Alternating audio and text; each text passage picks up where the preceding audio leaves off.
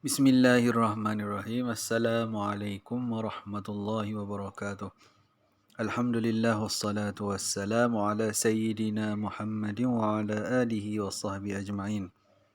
Rabbi syrah li sadri wa yassir li amri wahlul 'uqdatam min lisani yafqahu qawli. Allahumma aftah alaina hikmataka wa anshur alaina min khazain rahmatika ya arhamar rahimin. InsyaAllah hari ini kita akan sambung kelas kita untuk tajuk yang seterusnya. Okay, sambungan daripada kelas yang lalu.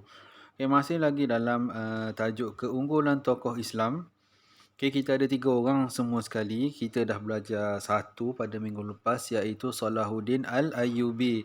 Dan untuk minggu ni kita akan sambung dengan 2 orang lagi iaitu Hasan Al-Banna dan Ahmad bin Muhammad Ibrahim. Okey, mudah-mudahan semua pelajar bersedia insya-Allah. Okey, kita tengok yang pertama dulu. Hasan Al-Banna. Dia punya riwayat hidup dia. Nama dia adalah Hasan bin Ahmad bin Abdul Rahman Muhammad Al-Banna. Okey, dia ni terkenal dengan Hasan Al-Banna. Itulah nama dia. Kemudian antara jawatan dia adalah Mursyidul Am Ikhwanul Muslimin, suatu parti yang ada di Mesir pada satu ketika dulu, dan dia adalah Mursyidul Am. Okey, kemudian antara ketinggian akhlak dia adalah memuliakan orang warak dan soleh. Ini antara perangai yang ada pada dia. Kalau orang tu orang yang warak dan orang yang soleh, dia akan memuliakan orang tersebut. Kalau kita tengok hari ni pula ramai orang yang merendah-rendahkan orang yang warak dan orang yang soleh. Okay, tapi Hasan Al-Banna dia ni jenis orang yang memuliakan dua golongan tadi. Kemudian berlapang dada apabila terdapat perbezaan pandangan. Okay, bila mana pendapat kita dengan pendapat orang lain tak sama, okay, maka kita akan mula tak senang dengan orang tu.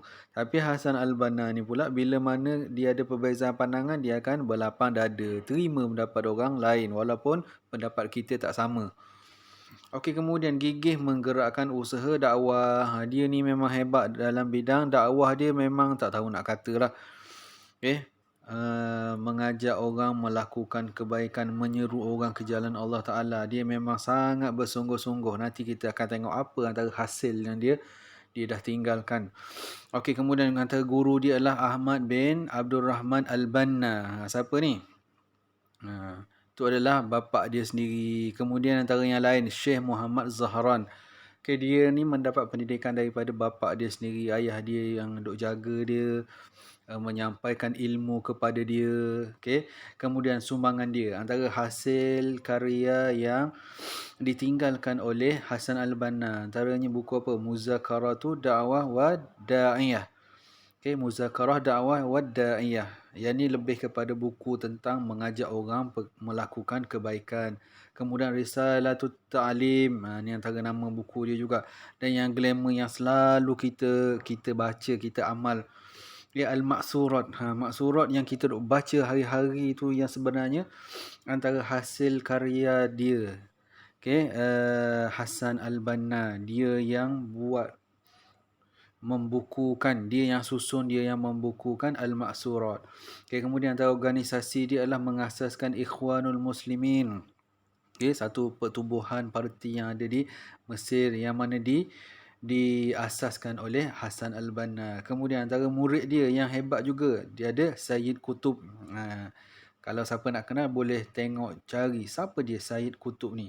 Kemudian Yusuf Al-Qardawi yang masih ada lagi hari ni pun antara murid dia juga. Okay.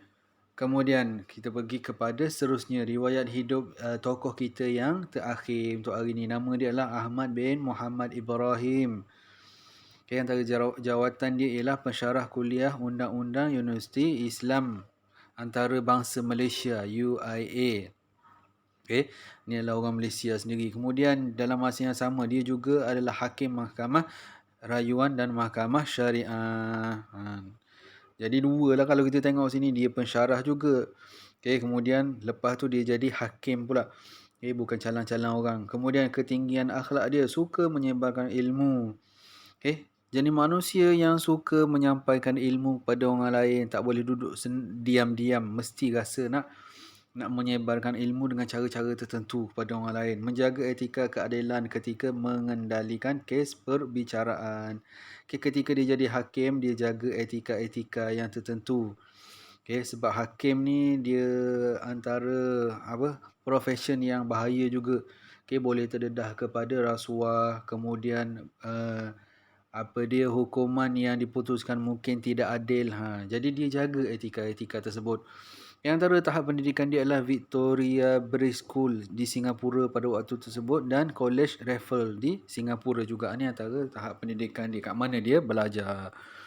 Okey, antara sumbangan dia, hasil karya dia yang pertama, buku Undang-Undang Keluarga Islam di Malaysia. Ni dia menulis. Dia orang undang-undang, dia orang yang ada ilmu tentang undang-undang, kemudian dia buat buku. Kemudian dia juga pelopor kepada jurnal hukum. Kemudian buku undang-undang seperti Sistem Undang-Undang Malaysia. Dia ni banyak menulis. Okay, antara cara dia menyebarkan ilmu tadi, antaranya dalam bentuk penulisan. Dia buat buku, kemudian diedarkan, dijual kepada orang. Okay. Kemudian dari segi kehakiman, hakim mahkamah rayuan dan mahkamah syariah. Okay, hakim di dua jenis mahkamah. Kemudian dari segi perundangan, panel pengasas kuliah undang-undang UIA.